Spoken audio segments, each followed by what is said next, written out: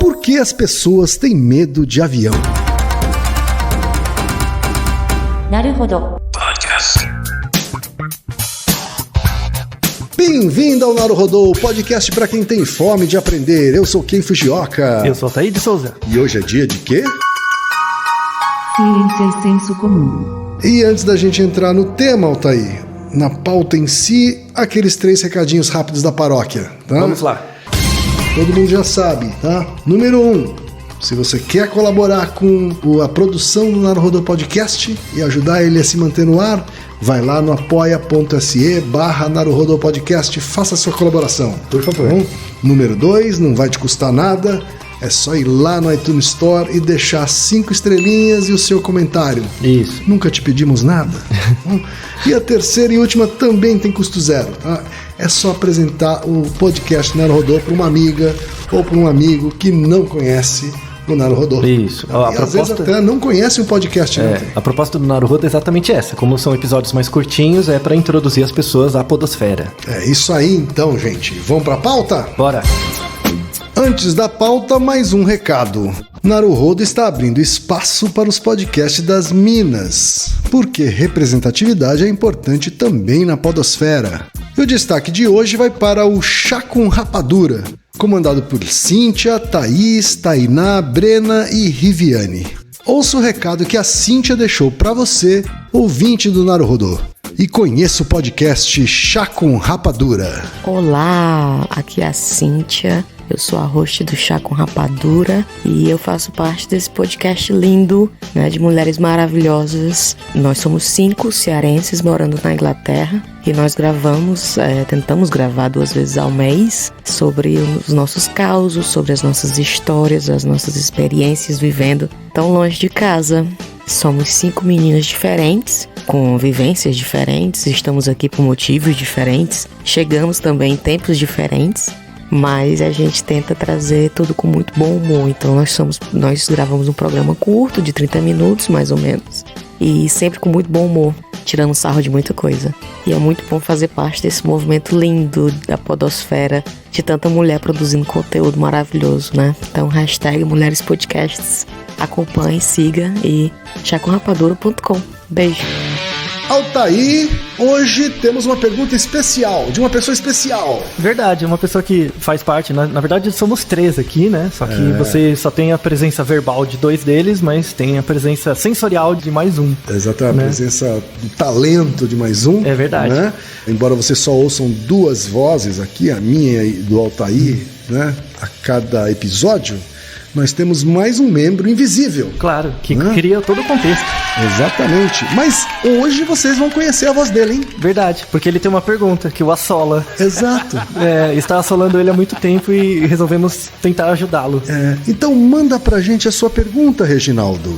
Fala pessoal, ouvintes do Naruhodo Podcast, tudo bem? Nossa, coisa estranha tá desse lado aqui, falando no microfone. Quem, Altair? Veja se vocês podem me ajudar. Eu tenho verdadeiro pavor de voar. Odeio avião, não gosto. Toda vez que eu tenho que embarcar é um sofrimento. Já bebi, tomei remédio, faço várias coisas e nada me ajuda, não melhora. Eu não consigo dormir, não consigo relaxar, fico tenso. 2 dias antes do embarque eu começo a passar mal. Deixo de ver noticiários porque eu não quero ter contato com nada que fale sobre acidentes e coisas correlatas, enfim. É péssimo, isso atrapalha muito a minha vida, mas mesmo assim eu não deixo de viajar. Mas toda vez que eu tenho que embarcar realmente é uma tortura. O que vocês têm a dizer? Valeu, meus amigos! Olha aí, Altair, o medo de avião de Belchior, não é isso? E de Reginaldo. Ai, Reginaldo, você é tão bom pra mim. E é um medo presente em várias pessoas, né, Altair? É verdade, então. Bastante comum. O Reginaldo é um exemplo, mas muitas pessoas sofrem com medo de avião, em diferentes graus, claro. Sim. Mas acho que é um dos medos mais comuns dos seres humanos. Isso. Né? Em seres humanos depois que o avião surgiu, né? Isso, claro. Não, vamos dizer assim, na sociedade moderna. Na sociedade moderna, isso, com certeza. Contemporânea. E na verdade a gente pode usar essa pergunta do Reginaldo, que ele já comentou com a gente algum tempo atrás, que ele tem esse problema. Muitas pessoas devem ter também. E na verdade é legal pra gente discutir algumas coisas. A primeira coisa é discriminar medo de altura do medo de avião. Tá? Então a gente vai dar informações sobre o medo de altura, por exemplo. Você tem medo de altura, Kim? Eu tenho. Eu também tenho. Eu tenho bastante medo de altura, né? E o medo de altura é chamado acrofobia. Nome bonito. A acrofobia é o nome do medo de altura. O medo de altura, na verdade, ele não é uma coisa só. Ele não é um medo sozinho. Ele tem níveis de medo de altura. Certo. Então, por exemplo, tem pessoas que têm medo de ficar, por exemplo, no parapeito de um prédio muito alto. Que é o meu caso. Dá vertigem. Como que você se sente quando você fica no alto de um prédio? Minhas pernas tremem. Mas aí quando você olha pra baixo ou pra frente? Pra baixo, pra frente. Acho que só de saber que eu tô no parapeito de um prédio. Assim. Você já passa mal. E você sente que Tanto você que fica... eu senti medo, inclusive, em realidade virtual. Ah, sim. Em realidade virtual, com óculos, no parapeito de um prédio, ou seja, sabendo que aquilo é pura ilusão, eu senti Dá a mesma sensação. medo. Então, vamos falar sobre isso. Por outro lado, eu não tenho medo de montanha-russa. Ah, é verdade. Eu adoro montanha-russa. Mesmo sabendo que ela tá muito alta. Mesmo sabendo que ela vai pra muito alto. Isso. Né? E todos aqueles brinquedos, aquele brinquedo que sobe e desce, né? Aquele elevador mortal, sabe? Six Flags, tudo isso aí. Adoro. Eu não. eu não gosto dos dois. Mas enfim. Tem gente que, por exemplo, não tem tanto medo, assim, de prédio muito alto, mas tem medo, por exemplo, de subir numa escada ou numa cadeira. Certo. Realmente a pessoa treme, assim, fica com a perna trêmula de subir numa escada, né? Até as pessoas fazem piada. Falam, pô, você não fica com medo no prédio, mas você fica com medo de subir numa cadeira? Como assim, né? E tem gente que tem, assim, aí é mais comum em criança, né? Que tem medo até de ficar em pé. Então, às vezes ficar na ponta do pé, e aí é um caso é bem mais comum em criança. Às vezes ficar na ponta do pé e ter essa sensação de desequilíbrio já dá medo, sabe? Então, a gente vai falar primeiro um pouco do medo de altura, depois discriminar da questão do medo de avião, tá? Porque tem pessoas que têm medo de altura e não de avião e vice-versa. E tem gente que tem medo dos dois, que é um pouco o meu caso e acho que do Reginaldo. O meu caso é contrário do Reginaldo, ou sei lá, não sei se é o contrário do Reginaldo, mas eu não tenho medo de avião, mas tenho medo de altura. Então, eu tenho um pouco de avião e muito de altura. Então, acho que a gente está em gradações diferentes. Então, o medo de altura tem a ver com como o nosso corpo reconhece a própria posição do corpo no mundo, tá? Então, isso tem relação com outros episódios, mas a ideia é que o nosso corpo, ele reconhece o mundo, ele usa essas informações do mundo para se localizar. Certo. Tá? Então, por exemplo, como eu sei que uma cadeira, por exemplo, é grande ou pequena em relação a mim mesmo? Porque eu tenho uma propriocepção. Tá? Propriocepção é a capacidade do seu corpo de reconhecer a posição dele mesmo. Então, se você fechar o olho e levantar o braço, você vai conseguir perceber, mesmo sem ver, que o seu braço está levantado. Porque o seu corpo tem receptores para perceber posição, movimento, mesmo sem a informação visual. Tá? Para perceber noção de distância, a gente utiliza todos os sentidos, não é só o olho. Tá? Então você usa, por exemplo, o ouvido interno. O ouvido interno, ele tem um sistema como uma espécie de nível, né? Aqueles que se usam em obra, assim. Isso, em obra, que você põe na parede pra ver se tá retinho e tal. Que tem... está nivelado. Isso. Tem gente que usa, por exemplo, uma mangueira com água dentro pra ver se tá no mesmo nível. É o mesmo princípio. O nosso ouvido funciona mais parecido com a mangueira. Tem os canais semicirculares, tem um líquido dentro, e esse líquido, a posição desse líquido, junto com os otólitos, diz se a gente tá, por exemplo, em pé ou deitado. Por isso que tem pessoas que têm labirintite, por exemplo, que ela levanta e fica tonta, é porque os otólitos, que são pedrinhas que ficam no ouvido, eles saem do lugar. Certo. Então, o cérebro não reconhece que você está em pé, mesmo apesar de você estar, porque é como se o nível quebrasse, né? E aí dá essa vertigem, dá essa tontura e tal, né? Então a gente utiliza o ouvido para se localizar, utiliza o olho, a visão, claro, para ver se as coisas estão perto, estão longe e tal, ver a posição dos pés. A gente utiliza o tato. Então, por exemplo, quando você está num lugar mais alto, mesmo sem você perceber diretamente, o vento ou o ar bate na sua mão. Né? É que você não se dá conta, mas o ar bate na sua mão e te dá um senso de posição também. Claro. O cheiro também te localiza, porque dependendo de onde vem um cheiro, te dá um senso de posição. E o ouvido, né? A própria audição, de onde vem os sons, tudo isso te ajuda a localizar. Então, por exemplo, você tem uma certa... São sinestésicos. É isso. Todos eles são... A percepção de posição, ela é sinestésica, né? E usa todos os sentidos ao mesmo tempo. Então, isso é bom, porque você tem vários canais para te localizar, claro. Mas é ruim porque às vezes a informação de um entra em contradição com a do outro. Sim. E isso gera o medo. Certo. Então, essa é a primeira coisa do medo de altura. É quando a informação de uma via meio que entra em contradição com as outras. E aí você não sabe muito bem, Isso. a sua mente não sabe muito bem em qual acreditar.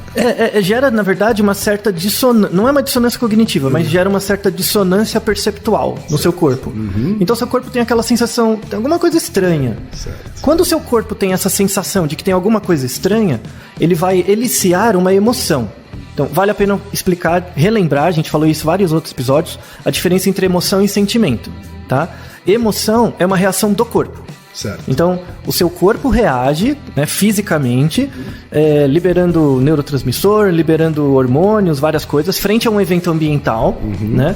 Isso é emoção, tá? A vertigem à altura é uma emoção ou é um sentimento? Então, ela basicamente é uma emoção, não é um sentimento. Tá? Ela é muito mais perto, não é exatamente uma emoção, mas é muito mais perto de uma emoção do que um sentimento, Muito mais... porque é uma reação do corpo. Certo. O sentimento é uma construção sobre a emoção. Então, por exemplo, às vezes você está num lugar e se sente assustado e corre. Depois você se pergunta, por que eu fiz isso? Né? Então, o porquê eu fiz isso é o sentimento sobre a emoção E o que aconteceu. fez você correr foi a emoção. Foi a emoção, foi alguma coisa que você viu, uma sombra, sei lá, um cachorro, alguma coisa, né? Dá pra dizer então que, por exemplo, quando o avião tem aquela turbulência, ou ele de repente perde altura, né? Então, o seu corpo ele arrepia na hora, assim. Então, mas esse é o ponto. O medo de avião, ele é ligado ao sentimento. O medo de altura é ligado à emoção. Certo. Entendeu? Então, Mas, por exemplo, eu não tenho medo de avião. Mas, quando o avião tem uma perda de altura súbita, o meu corpo reage imediatamente. Ele tem uma vertigem. Assim. Exato. A vertigem de medo. Uma vertigem muito parecida com a que eu tenho no parapeito de um prédio. Isso, mas não é a mesma coisa. Vamos separar, deixar bem claro a separação. Então, imagina que você tem medo de altura. Certo. Tá? Imagina que você está no parapeito do prédio. O que acontece? Imagina que é um prédio bem alto, então as coisas estão longe. Tá? Quando você olha ali pra frente ou pra baixo, tá tudo muito longe. Isso é uma questão perceptual. A gente tem mais ou menos um campo de visão, assim, pra você perceber se as coisas são grandes ou pequenas em relação a você. Imagina você em pé e você tem um círculo em torno de você. Para você perceber o tamanho das coisas, você tem um raio de mais ou menos 9 metros. Certo. Dá um diâmetro de 18, né? Você tem um raio de 9 metros em que todos os elementos que estão a 9, mais ou menos, em humanos, tá? Depende do animal, muda. As coisas que estão a mais ou menos 9 metros de você são as informações que você utiliza para estabelecer localização visual e tamanho. Certo. Tá? Agora imagina que você está no alto de um prédio de 40 andares. Tudo está mais longe de 9 metros. Certo? Então, imagina que você está no parapeito olhando para frente. A não ser o prédio, todo o resto... a não ser o que tem para trás, tá tudo a mais de 9 metros. Ou seja, o que acontece? O seu olho perde a capacidade de perceber se as coisas estão perto ou longe. Porque, na verdade, está muito longe. Ou seja, uma das vias não tem mais sinal. Isso, ela perde a informação. Se você pensar a audição, ela tá te localizando, que você tá em pé e tal... mas ela não tem a reverberação da informação visual, que é o que você está acostumado a ter. Né? Você praticamente não tem som lá em cima, né? Então... não é nem pela falta de som, às vezes o vento, a posição do vento. Então, por exemplo, o vento é mais forte, então ele bate em você, dá um certo desequilíbrio, só que a informação visual não ajuda a corrigir, então dá uma bugada. Aí você se coloca numa situação que você está fora da sua homeostase. O que o seu corpo elicia? Medo. Medo. Tem a ver um pouco, então, é como se esses sentidos estivessem avisando para você que... ou avisando para você, ou te informando que é uma coisa não familiar ali. Isso, tem alguma coisa estranha. Então o seu corpo, ele avisa, tem alguma coisa que tá estranha. Só que ele avisa isso de um jeito comportamental, eliciando medo. Aí tem você, né? Lembra das vozes do episódio lá? O que nosso cérebro faz quando você fala com você mesmo. Então, uma coisa é o que você sente, outra coisa é o que você acha que sente. Então, o que o seu corpo elicia pra você quando você tá no parapeito é medo, né? Só que você tem uma capacidade de perceber aquela situação como sendo medo de verdade ou não. O que acontece é que você tem uma reação desproporcional. Então, lembra muito o episódio que a gente já gravou sobre o vício no cigarro. O cigarro, ele inicia exatamente a mesma coisa. Ele mexe com neurotransmissores ligados ao medo. Então, ele faz você imaginar, ele engana o seu corpo, não você. Apesar de você também ser seu corpo. Né? Então, o cigarro engana você dizendo, você tá com medo. Sim. Só que aí, não, eu não tô com medo, eu só tô fumando. Aí você fica aliviado. Então, essa é a pira comportamental do cigarro. O parapeito da janela não é a mesma coisa, porque você de fato pode cair. Né? Então, você está numa situação de perigo, mas controlado. Se você perde essa noção, você tem uma certa desproporcionalidade na reação sentimental, né? A emoção do medo, você fica com fobia de altura. tá? Então, tem gente, por exemplo, que não tem medo de altura de prédio, mas tem medo de subir na cadeira. Por quê? Porque aí a perda de informação é tátil. Porque o pé não tá no chão, o pé tá em cima da cadeira. O pé da cadeira não é o seu pé, né? A perna da cadeira. Então, o que acontece? Você fica em desequilíbrio. Então, quando a cadeira mexe, você não tem um feedback na sola do seu pé, assim como a sola do seu pé estando no chão. Então, o seu corpo diz, tô desequilibrado. Gera o mesmo problema. Certo. Entendeu? E aí você fica com medo, começa a balançar e aí vai gerando um efeito em cadeia em que você nunca vai conseguir subir numa escada, numa cadeira, no que quer que seja. Espero ter deixado claro a questão da fobia de altura, né? Então a fobia de altura é ligada a um mecanismo de medo, porque uma das vias sensoriais está gerando uma informação que é um pouco diferente das outras, o corpo percebe, tem alguma coisa errada, e ele reage eliciando o medo. Se esse medo vai virar um sentimento, aí é outra história. Por exemplo, às vezes o indivíduo, ele caiu uma vez de uma escada. Então isso gera uma memória, não, eu já caí. Então meu corpo está eliciando medo, não, eu já caí mesmo. E aí você fica com um sentimento de medo. Isso, porque uma coisa é a experiência que você teve com a altura, que te deu essa noção de medo, mas aí também tem aquelas pessoas que já estão com o medo a priori. Isso, né? Isso tem variação individual. Eu nem vou lá porque eu já sei que eu vou sentir isso. Ou que, eu tenho medo de altura e acabou. Isso é muito ruim, na verdade. Isso é muito ruim, por exemplo, pro medo de altura, pro medo de avião, porque um dos mecanismos para é evitativo, você evita a situação. Logo, você nunca se expõe a ela. Logo, você sempre vai ficar retroalimentando a fantasia de que vai ser ruim, vai ser horrível e tal. Agora a gente consegue entrar na ideia do medo de avião. Apesar de ser, assim, você está muito alto, né? O medo de avião não é tão parecido quanto o medo de altura. O medo de avião, ele é engraçado, por exemplo, para você ver como é diferente. Em 1975, você teve um piloto americano, foi um dos primeiros que criou os primeiros protocolos para você tentar trabalhar com medo de avião, né? E aí, esse piloto chama Truman Cummings, né? Em 1975, ele criou o primeiro programa para tentar verificar como funciona o medo de avião nas pessoas. E ele verificou que tem pilotos que têm medo de altura, mas não tem medo de avião, né? Piloto de avião mesmo. Então ele percebeu... Que loucura isso. Então tem piloto de avião que tem medo de altura, mas não tem medo do avião. E aí ele viu que era uma questão do contexto. Então, quando você está dentro de um avião fechado, por exemplo, ou do cockpit, se você é o piloto e tem controle, você não tem medo. Mas o cara não pula de paraquedas nem morrendo, que é onde ele não tem tanto controle e é uma situação em que ele, de fato, vivencia a altura, né? Quer dizer, pro cérebro desse cara, ele não tá nas alturas. Isso, não. Ele tá dentro de um cockpit. Ele tá dentro de um cockpit onde, por exemplo, a visão dele não é o que ele vê pela janela, né? É o que ele vê nos aparelhos. Então ele tem feedback. Perfeito. Né? Todos os sentidos dele estão ali bem controlados, né?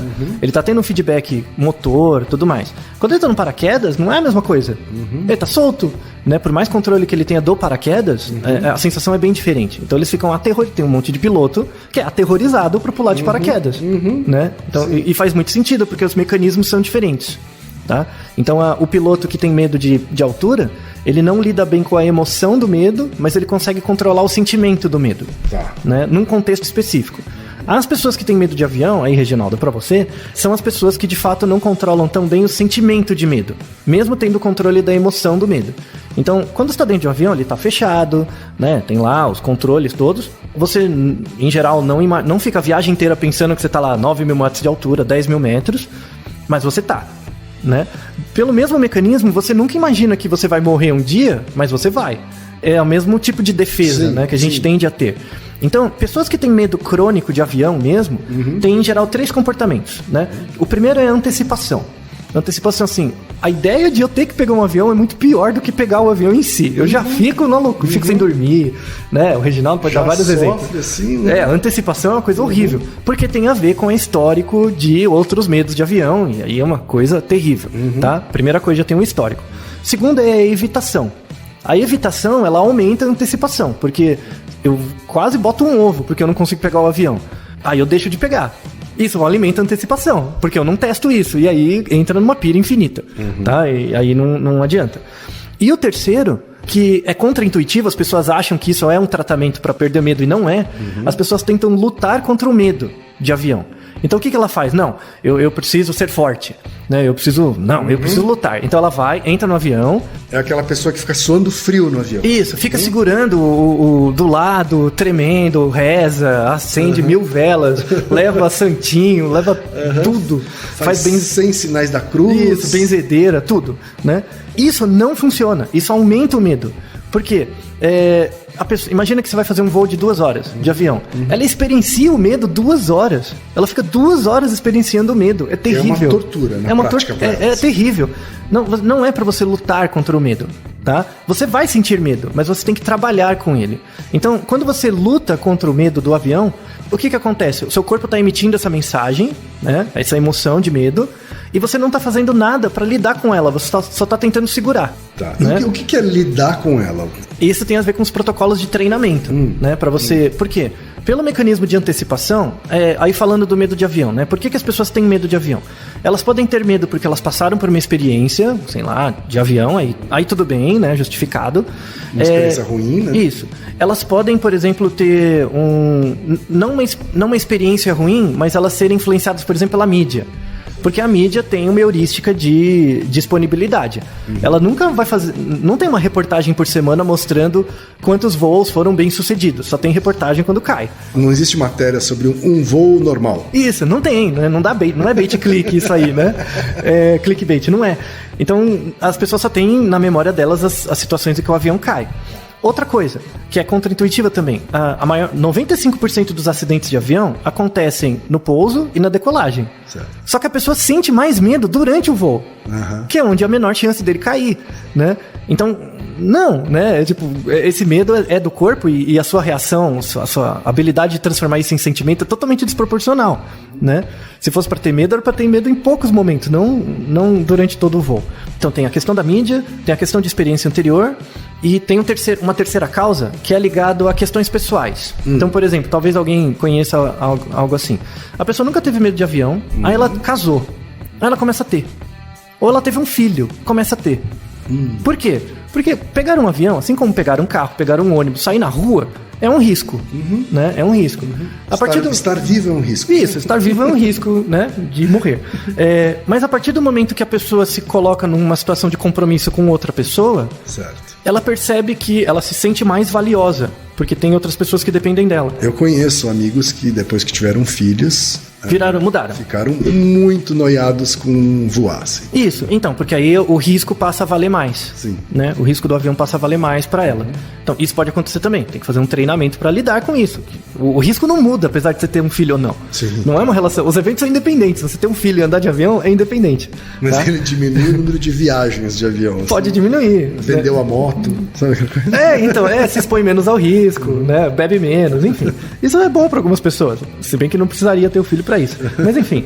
E aí, o grande ponto aqui é mostrar que o medo de avião é algo ligado ao sentimento de medo e o medo de altura é algo ligado à emoção de medo. Tá? Aí, falando do medo de avião especificamente, como que você lida com isso? Por exemplo, imagina você está no avião. Reginaldo, cuidado, tá? Não fique muito tenso. Fica calmo, respira. Imagina você está no avião e ele tem uma turbulência. Não muito forte, eventualmente, tá? Imagina que está o Ken no avião do lado do Reginaldo. A turbulência é a mesma para os dois. Sim.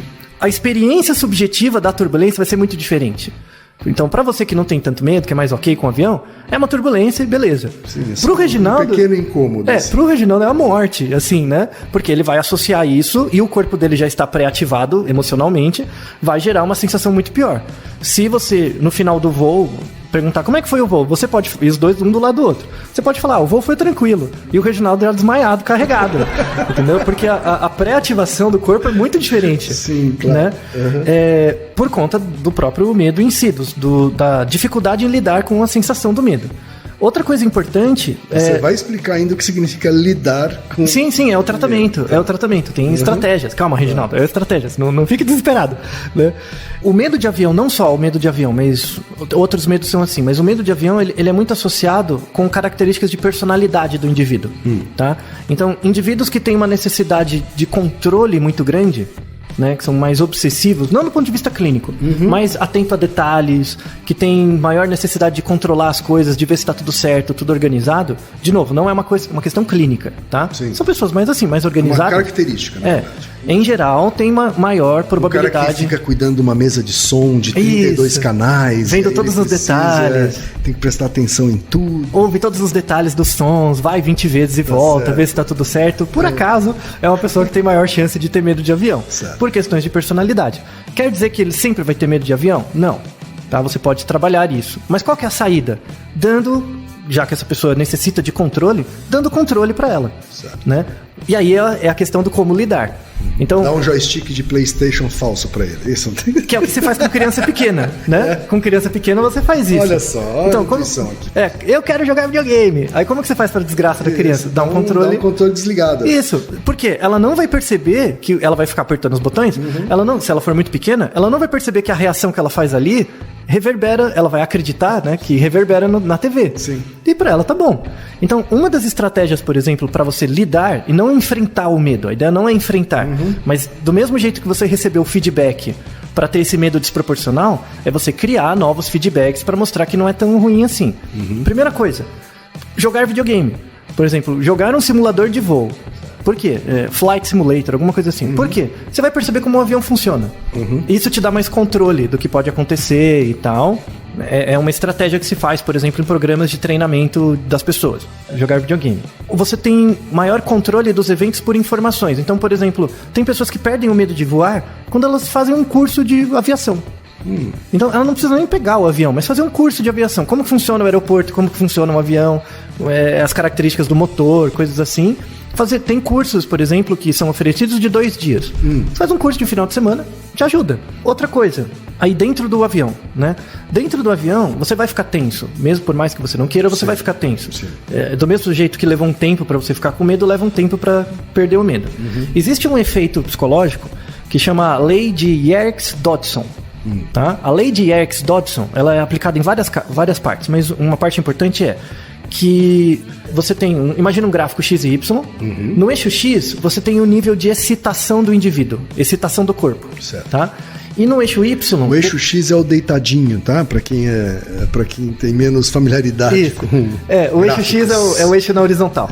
O eixo horizontal é a excitação do organismo e o eixo Y é a capacidade do indivíduo responder a problemas de forma adequada, tá? Não é inteligência, capacidade de responder adequadamente. Certo. O que acontece? Quando a excitação é baixa, o indivíduo não está motivado para responder, então ele responde mal. Conforme a excitação vai aumentando, a capacidade adaptativa dele vai aumentando também. Então é bom você estar sentir um pouquinho de medo, estresse, um pouquinho para responder, é importante. Aí tem um ponto ótimo, então a curva cresce e depois ela começa a cair. Quando o estresse é muito grande, o indivíduo reage de forma estereotipada. Então, por isso que é importantíssimo, por exemplo, você treinar as pessoas a saberem reagir quando tem um terremoto. Porque quando tem o terremoto, ela vai agir de um jeito desproporcionalmente errado. Entendeu? Eu sei o que fazer. Você não sabe. Não tem a ver com QI, com nada. Você vai agir de uma forma estereotipada, em geral errada, tá? Isso é relacionado, por exemplo, com a síndrome de Estocolmo, em que a pessoa, numa situação de perigo, ela começa a gostar da pessoa que está fazendo mal, coisas do tipo. É relacionado com essa lei de Yerkes-Dodson. E aí, no medo de avião, quando você sente uma pequena turbulência, para você é um estresse muito grande. E aí você reage de uma forma cognitivamente não adaptada, né? Então, como que você pode lidar no avião? Então tem o treinamento antes do avião, que é jogar videogame, conhecer mais, conversar com pilotos, coisas do tipo, já te dá um controle. Dentro do avião, o que você pode fazer? Se o voo for tranquilo, tiver pouca turbulência, for tranquilo, e você não tiver muito medo, o fato de você se distrair, ouvir música, por exemplo, já diminui muito. Certo. Se isolar, por exemplo, na música, já Assistir um filme. Mas ouvir música é mais influente que ver filme. É mesmo? Porque se você fechar o olho, nem precisa dormir. E só ficar ouvindo a música, isso te aliena, você vê o tempo passar mais rápido, é bem melhor. Tá? Isso é uma estratégia. Você elimina aquelas sinais esquisitos isso. que os seus sentidos estão recebendo. Você faz o contrário do medo de altura, né? Você limita o cérebro, né? Então, ouvir música, se o medo não for muito grande. Se ele for maior, uma alternativa é você conhecer o piloto. Conversa com a tripulação. Entendeu? Você pode fazer perguntas para a tripulação, por exemplo, conhecer como é, isso já dá um senso de controle maior. Não vai acabar com o medo, mas vai diminuir ele bastante. Certo. E aí, conforme a exposição, vai melhorando, né? E uma outra coisa também importante é a hidratação. Tá? Quando você está num avião muito alto, a pressão é diferente. Sim. E isso, uma coisa que acontece no corpo, os líquidos dentro do seu corpo tendem a mudar. Por causa da pressão externa e interna, a variação, tende a mudar. Então você tende a ter menos água no cérebro. Como a quantidade de água no seu cérebro fica um pouco menor, vai acontecer duas coisas: sonolência e capacidade de resolver problemas pior. Então, se acontecer uma emergência, você vai ficar bugado. Tá? Então, se hidratar e a reação a medo é maior, é mais alta. As pessoas têm mais medo, Então, dá mais se briga. hidratar... Tomar água ajuda. E isso são formas de você trabalhar com o medo. Certo. E uma última forma, que é o pós-avião, né, também, é exatamente o que você falou, Ken, de fazer treinamento de realidade virtual. Você colocar um óculos e ficar dentro do avião. Por exemplo, é um ótimo treino de feedback pro corpo, para ele perceber, ó, eu tô sentindo medo, mas eu não tô experienciando o medo, porque eu só tô com óculos. Sim. No começo vai ser muito ruim, mas você vai treinando e você vai ganhar o feedback, o seu medo vai diminuir. Então, essa é a dica para você, Reginaldo. Você tem várias estratégias para tentar lidar com isso, assim como os ouvintes que tiverem muito medo de avião. Só uma última informação. Para você ter ideia, foi feita uma pesquisa nos Estados Unidos mostrando que 40% das pessoas que voam têm medo de avião. 40%? 40%. Tem graus diferentes. Quase um em cada dois. Assim. É, quase metade. Tem graus diferentes, mas 40% sente um certo nível de tensão e medo no avião, né? Esse eixo vai de 0 a Reginaldo, é isso? Isso, o Reginaldo tá um pouquinho mais... vai. E aí, uma outra saída que algumas, que inclusive psicólogos que trabalham com isso recomendam, que, por exemplo, aí, não sei, das posses do Reginaldo, mas uma coisa que realmente muda, parece que é propaganda de agência aérea, mas não é. Tenta voar uma vez de primeira classe. Primeira classe. De primeira classe mesmo. Sua experiência subjetiva vai ser tão diferente, que isso pode mudar toda a representação que você tem do que é voar. Olha só. Né? Então, às vezes, assim, se as pessoas são muito fóbicas... Pra quem for milionário, então, os ouvintes milionários do Naruhodô... Isso, pode fazer uma vaquinha pro Reginaldo, pegar um voo de primeira classe... É verdade, isso realmente muda. Então é uma estratégia final pro Reginaldo, dentre todas essas estratégias. A mais legal seria pegar um voo, sei lá, daqui pros Estados Unidos voando de primeira classe. É uma experiência subjetiva totalmente diferente. E aí, apesar do medo que você vai sentir, o seu feedback, a sua sensação, né, seu sentimento vai ser tão bom frente ao trabalho, né, da primeira classe, que isso vai gerar uma melhoria, uma redução da sua fobia. Maravilha! Então, Naruhodô, ilustríssimo Reginaldo e ilustríssimo ouvinte. Naruhodô. Você sabia que pode ajudar a manter o Naruhodô no ar? Ao contribuir, você pode ter acesso ao grupo fechado no Facebook e receber conteúdos exclusivos. Acesse apoia.se/Naruhodô Podcast.